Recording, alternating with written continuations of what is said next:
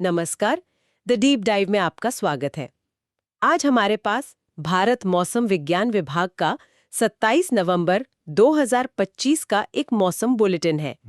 अब देखने में तो ये सिर्फ आंकड़े और नक्शे हैं, लेकिन आज हम इसकी कहानी को समझने की कोशिश करेंगे। और कहानी दिलचस्प है, क्योंकि भारत के मौसम में एक ही वक्त पर दो अलग-अलग किस्से चल रहे हैं। एक तरफ दक्षिण में एक तूफान बन रहा है और दूसरी तरफ एक दूसरा तूफान वो दम तोड़ रहा है। बिल्कुल। तो आज हम यही परतें खोलेंगे, समझेंगे कि ये दोनों सिस्टम क्या है और देश पर इनका क्या असर पड़ रहा है। चलिए शुरू करते हैं। सबसे बड़ी खबर तो बंगाल की खाड़ी से ही है। बुलेटिन में लिखा है, एक सुस्पष्ट निम्न दबाव क्षेत्र, well marked low pressure area. ये सुनने में तो काफी सामान्य लगता है ना? हाँ, लगता तो है, लेकिन देखिए, ये अब कोई सामान्य कम दबाव का क्षेत्र नहीं रह गया है।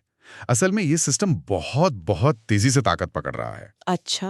हाँ, 26 नवंबर की रात को ही ये एक डिप्रेशन बन गया और आज सुबह तक ये एक डीप डिप्रेशन में बदल चुका है। Deep depression? जी, इसका मतलब है कि हवा का घुमाव अब बहुत व्यवस्थित हो गया है और ये चक्रवात बनने की दहलीज पर खड़ा है। जब कोई सिस्टम इतनी तेजी से डीप डिप्रेशन बनता है, तो क्या वो ज्यादा खतरनाक हो जाता है? मतलब क्या उसका अंदाजा लगाना मुश्किल हो जाता है? हाँ, ये बहुत अच्छा सवाल है। जब कोई सिस्टम तेजी से ताकतवर होता है तो उसकी दिशा को लेकर थोड़ी अनिश्चितता बढ़ जाती है। और दूसरा, वो अपने साथ बहुत ज्यादा नमी लेकर चलता है, जिसका सीधा मतलब है बहुत ज्यादा बारिश। इस सिस्टम की लोकेशन अभी श्रीलंका के तट के पास है और ये 8 किलोमीटर प्रति घंटे की रफ्तार से उत्तर उत्तर पश्चिम की ओर बढ़ रहा है। यानी सीधे हमारे तटों की ओर। बिल्कुल। और पूर्वानुमान यही है कि अगले 12 घंटों में ही ये एक चक्रवाती तूफान बन जाएगा। और इसका निशाना तमिलनाडु, पुडुचेरी और दक्षिण आंध्र प्रदेश के तट।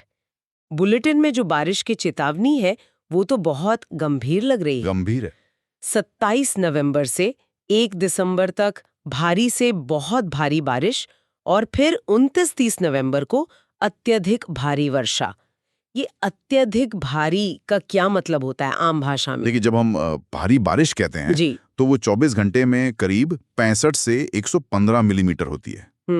बहुत भारी मतलब 204 मिलीमीटर तक। ठीक है। लेकिन जब अत्यधिक भारी की बात होती है तो हम 24 घंटे में 204.5 मिलीमीटर से भी ज्यादा बारिश की बात कर रहे हैं। बाप रे। ये इतनी बारिश है कि कुछ ही घंटों में शहरों में बाढ़ आ सकती है। और बारिश के साथ साथ हवा की रफ्तार भी एक बड़ा खतरा होगी। निश्चित रूप से हवा का खतरा बहुत बड़ा है।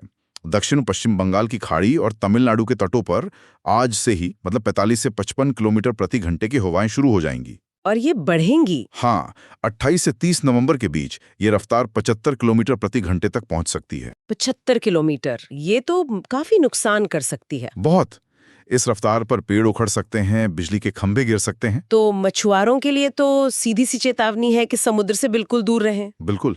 बुलेटिन में 30 नवंबर तक समुद्र में ना जाने की सख्त सलाह दी गई है। इसमें समुद्री स्थिति को खराब से बहुत खराब बताया है। इसका मतलब शायद बहुत ऊंची लहरें हैं। हाँ, बहुत खराब का मतलब है कि लहरें 6 से 9 मीटर तक ऊंची उठ सकती हैं। 9 मीटर? यानी 2-3 मंजिला इमारत जितनी ऊंची। जी। ऐसी हालत में किसी भी नाव का टिकना नामुमकिन है, इसीलिए चेतावनी बहुत गंभीर है। तो ये तो साफ है कि तमिलनाडु और आंध्र प्रदेश के तटों पर अगले कुछ दिन बहुत मुश्किल होने वाले हैं। अच्छा, तो जब ये सब यहाँ हो रहा है तो अंडमान सागर में भी एक कहानी चल रही थी, सेन्यार नाम का तूफान। उसकी क्या स्थिति अब? और यही इस बुलेटिन का सबसे दिलचस्प हिस्सा है। मतलब एक तरफ एक तूफान जन्म ले रहा है और दूसरी तरफ वहीं चक्रवाती तूफान सेन्यार अब कमजोर पड़ गया है। अच्छा, वो कमजोर हो रहा है। हाँ, वो पूर्व दक्षिण पूर्व की ओर यानी भारत से दूर जाते हुए एक चक्रवाती तूफान से वापस गहन दबाव में बदल चुका है।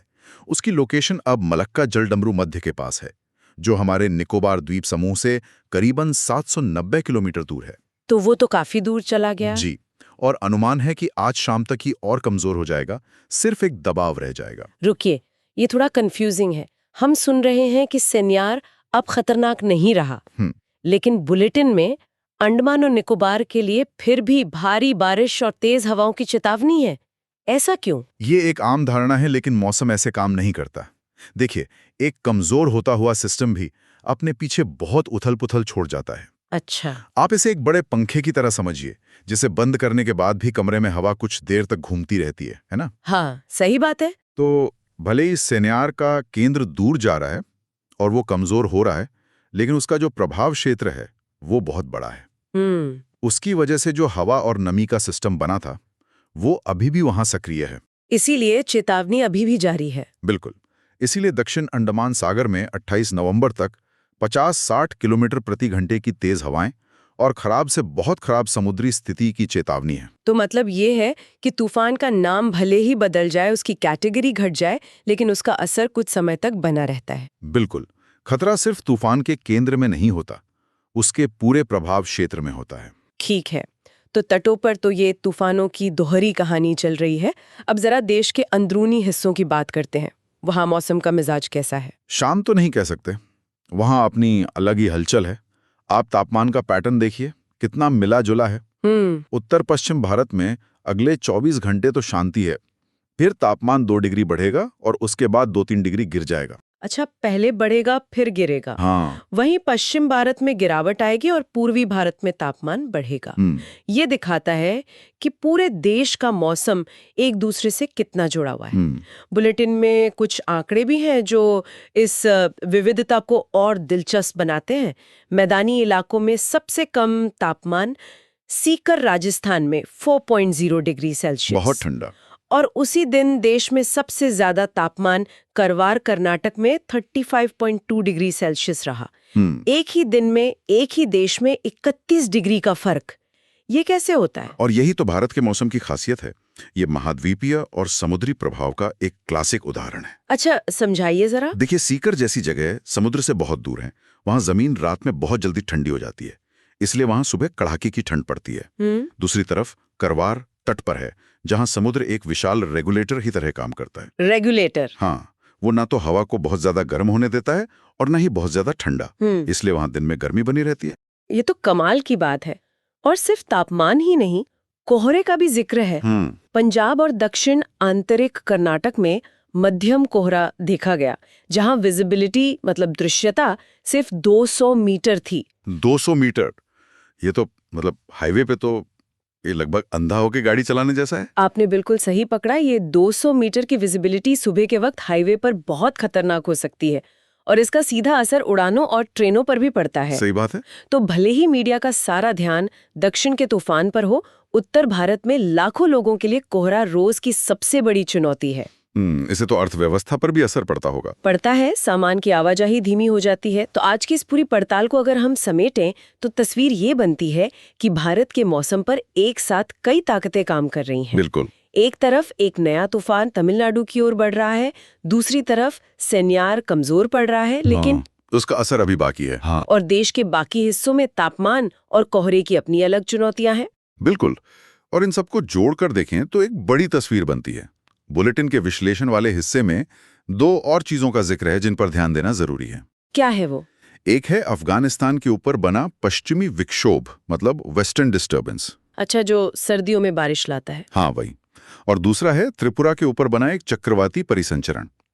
ये सब सिस्टम मिलकर भारत के मौसम की इस जटिल पहेली को बनाते हैं।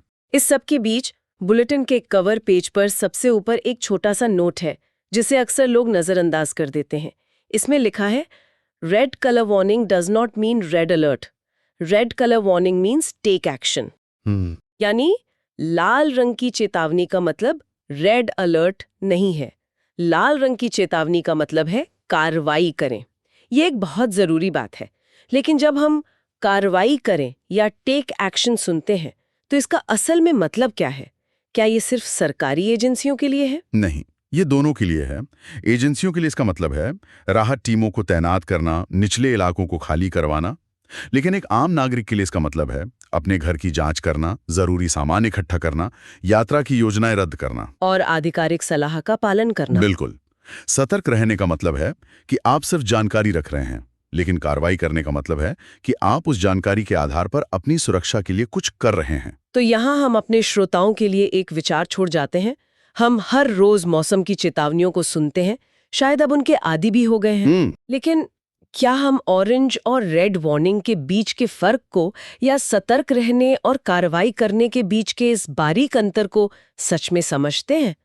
शायद इस दौर में जब मौसम की घटनाएं ज्यादा तीव्र हो रही हैं, इन चेतावनियों को सिर्फ सुनना काफी नहीं, उन्हें समझना और उन पर अमल करना ही हमारी सुरक्षा की कुंजी है।